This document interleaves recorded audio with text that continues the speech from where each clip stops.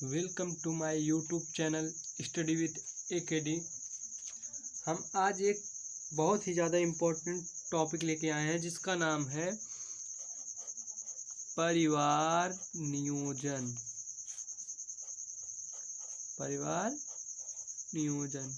Video को last तक देखें ताकि जितने में हेडिंग है, जितने भी टॉपिक है, सही से समझ में आ जाए। तो हम ज़्यादा समय न बर्बाद करते हुए वीडियो को स्टार्ट करते हैं। तो चलिए देखते हैं क्या परिवार नियोजन। तो हम सबसे पहले देखते हैं फैमिली प्लानिंग क्या है, परिवार नियोजन क्या है। तो परिवार नियोजन किसे कहते हैं? परिवार कल्याण हेतु बच्चों की संख्या को सीमित कर परिवार को नियोजित करने की प्रक्रिया को परिवार नियोजन कहते हैं। मतलब परिवार कल्याण के लिए, अपने परिवार के कल्याण के लिए बच्चों की संख्या को सीमित करना या कम करना ही परिवार नियोजन कहलाता है। तो परिवार नियोजन की निम्न विधियां हैं। तो दिया है परिवार नियोजन की निम्न विधियां हैं। तो इसमें सबसे पहला है अस्थायी विधि। अस्थायी विधि क्या है? तो सबसे पहले देखते हैं अस्थायी विधि। इसमें पहला है सुरक्षित काल। अस्थायी विधि में आता है सुरक्षित काल। तो इसमें सबसे पहले है सुरक्षित काल। सुरक्षित काल क्या है? मासिक धर्म से एक सप्ताह पूर्व, मासिक धर्म के एक सप्ताह पूर्व व एक सप्ताह पश्चात का समय सुरक्षित काल माना जाता है। इस काल में लैंगिक संपर्क करने पर गर्भधारण की संभावना कम रहती है। यह समय जब चलता है तो इसमें लैंगिक संपर्क करने पर गर्भधारण की समस्या कम रहती है, परंतु यह विश्वसनीय नहीं है, परंतु इस पर कोई विश्वास नहीं किया जा सकता है। तो आगे हम देखते हैं। तो दूसरा है आत्मसंयम। असुरक्षित काल में आत्मसंयम रखना चाहिए तथा संपर्क नहीं बनाना चाहिए। जब असुरक्षित काल चल रहा हो तो उसमें खुद पर आत्मसंयम रखना चाहिए और संपर्क नहीं बनाना चाहिए। तो तीसरा है लूप। स्त्रियां लूप लगवाकर गर्भधारण से अपना बचाव कर सकती हैं। जो स्त्रियां होती हैं यह लूप लगवाकर गर्भधारण से अपना बचाव कर सकती हैं। और चौथा है हमारा निरोध। निरोध क्या है? निरोध का प्रयोग पुरुषों द्वारा किया जाता है। इसका प्रयोग जो होता है पुरुषों द्वारा किया जाता है। इसके प्रयोग से गर्भधारण की संभावना समाप्त हो जाती है। तो गर्भ निरोधक गोलियां क्या हैं?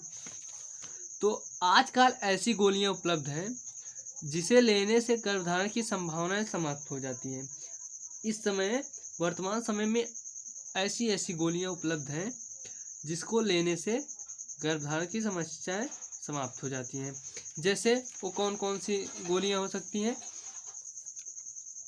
तो सहेली, पल्स, माला डी,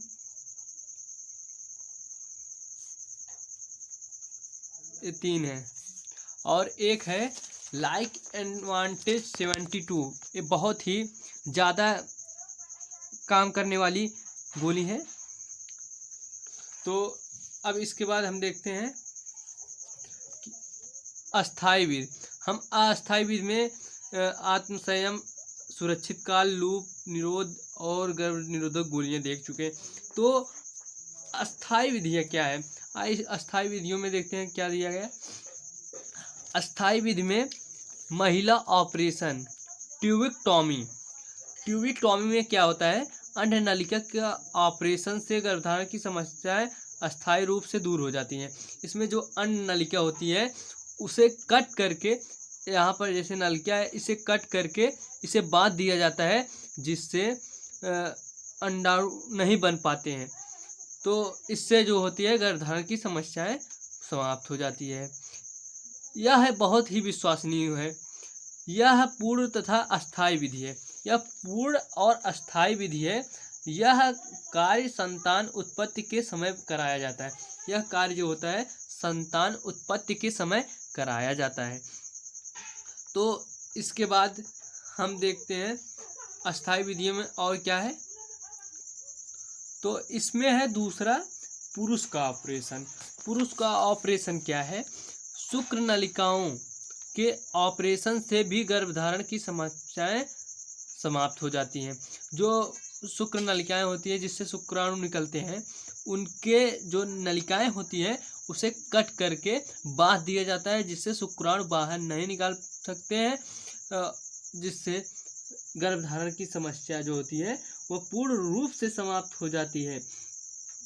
यह बहुत ही अत्यंत सरल, यह बहुत ही सरल विधि है। यह बहुत ही सरल और अस्थायी विधि है।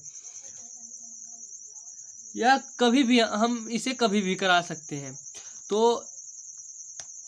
पुरुष संभोग क्षमता पर इसका कोई प्रभाव नहीं पड़ता है। पुरुष के संभोग की क्षमता पर कोई प्रभाव नहीं पड़ता है।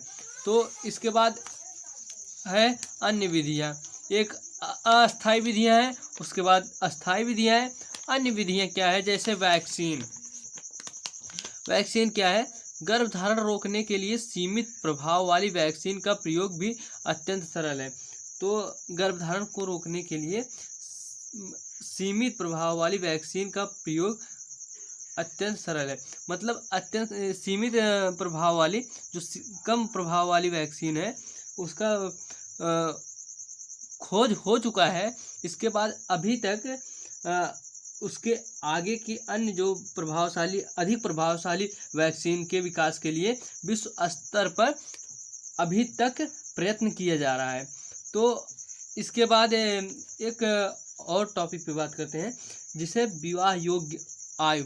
जो विवाह योग्य आयु है वो लड़कियों की है 18 वर्ष। लड़कियों को कितनी है? 18 वर्ष। 18 वर्ष लड़कियों की है और लड़कों की 21 वर्ष। तो इसे और बढ़ाकर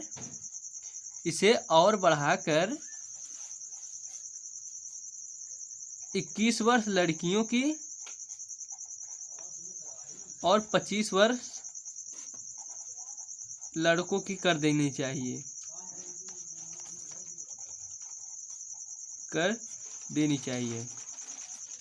तो कैसा लगा वीडियो?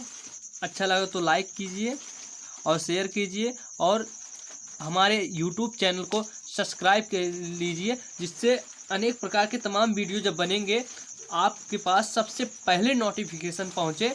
तो उसे देखकर आप समझिए और उसे शेयर कीजिए।